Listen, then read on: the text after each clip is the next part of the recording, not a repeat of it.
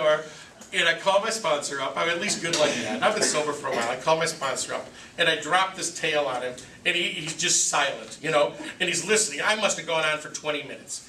This and that, you know, Gary, if you own any stock in the company, sell, you know, this company's doomed if they can't keep a guy like me on staff. What kind of people are they going to have here? This place is going to be closed in a week. I had a tale of woe.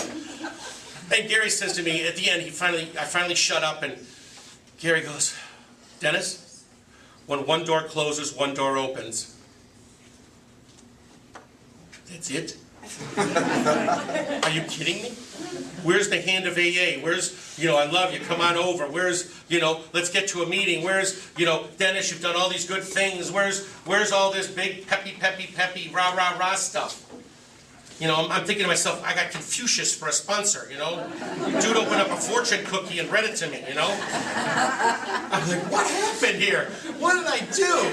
And so for a couple of days, I literally walked around going, when one door closes, one door opens. You've got to be kidding me. That's what I hired? That's what I brought on? That's my sponsor? When one door closes, one door opens. You've got to be kidding me. About 3 days later, I get a phone call from a friend of mine, Brett. He says to me, he goes, you know, I think I need a manager at the shop. Now, when I was first sober, I started out there as that was my first job, changing oil and changing tires at the age of 44. And I got a phone call now to run the place. 3 days later, I never even collected a week of unemployment. And I walked out of the door going, all right, Gary, when one door closes, one door opens. And that's exactly how my life works, you know? And I'm still there today. And unfortunately for this man there, he worked there too. He has to call me boss on a regular basis and sponsor. So God help him, huh?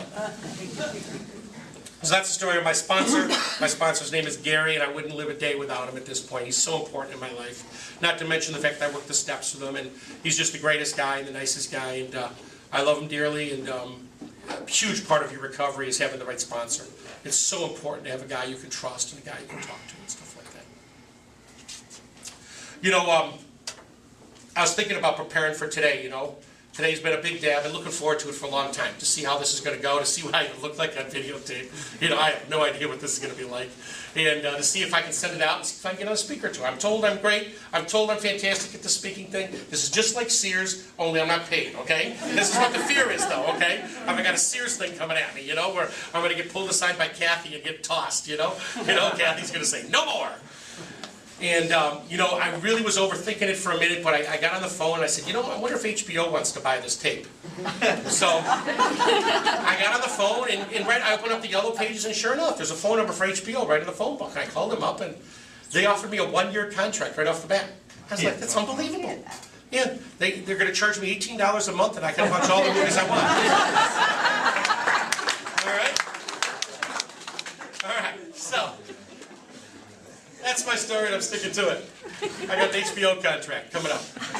Life is good. You know, to be honest with you, they actually offered me, you know, because they figured that I was something different. They offered me $9.99 for 3 months.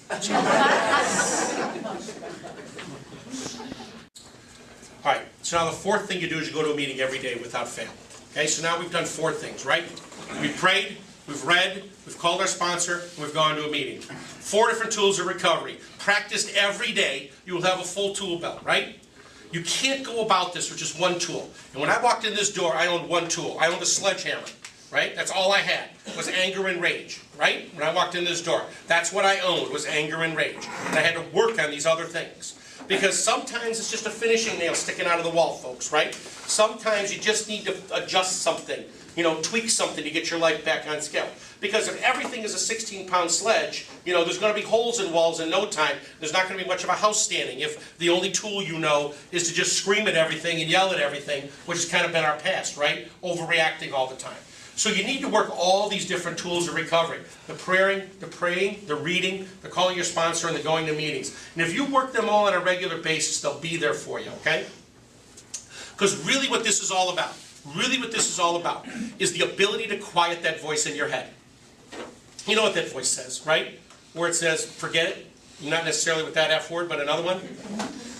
And usually back in the day when I was like that, the minute I said forget it, I had no ability to turn that switch off, right? There was no dimmer on it. There was no slow down switch on it. Once I said forget it, I usually ran, okay? and I was gone, and there was no stopping it. So what this program gives me is just a minute, and there's a lot of ways to find that minute now. I can pray, I can read, I can call somebody on the phone, not always my sponsor, I can get to a meeting, and now I'm going to play. All right, so, you know, one day, this thing's going to jump up at you, and it's going to come at you anytime. It could come at you on day 29, when you walk out these doors, and day 29 is a very dangerous day for a lot of us. We lose so many of us on day 29, people not having a plan. And if part of your plan involves going to a halfway house, that's fantastic. But if part of that plan, and I'm talking to the parents here now, if part of that halfway house plan means, but first I'm going to do, but first, right? As soon as you hear those words, stop. Because but first is a relapse. Okay? But first I'm going to go home.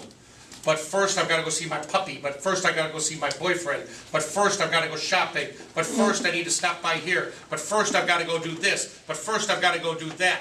Bad plan. You walk right from here, right to your halfway house. Guys, you live 28 days without your clothes, right? You don't need them on day 29. Okay? The puppy, somebody took care of that puppy. You know? Somebody took care of it. It'll be fine. You won't be.